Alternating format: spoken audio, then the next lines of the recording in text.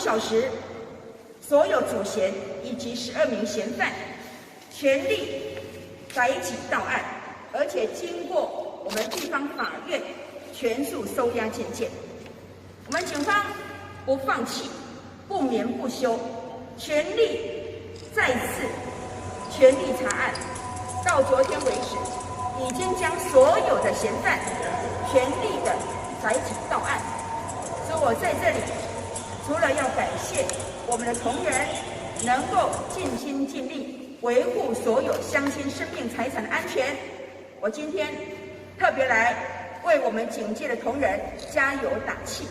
我也希望我们社会各界对于警察同仁他们牺牲奉献，可以说是处在一个非常高危险的情况下，还能够勇于挑战，面对生死存亡之际，为了要奋力保护我们乡亲生命财产的安全，全系的全力的查缉所有的嫌犯，能够全力的查缉到案，我感谢他们。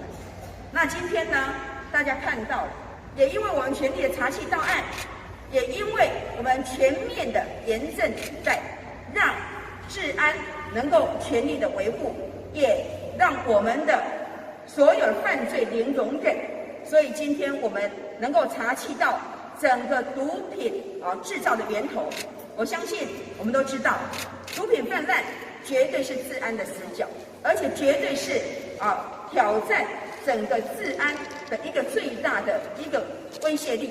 所以今天我非常感谢我们警界同仁，在整个能量不足的情况下，人力不足的情况下，他们依然能够将这个毒品呢制造厂能够全力的查获。我特别感谢我们刑警大队所有的同仁。所以今天我们看到了我们将这个毒品制造的这样的，他曾经有犯那个枪击案，被云林地院判了4年8个月。那在制毒部分被台南地院判了2年以上。那我说他怎么有这个背景？他没有化工的背景。那他怎么知道制毒的这个过程？这个可能是他之前在107年曾经遭查获的共犯那边学来的。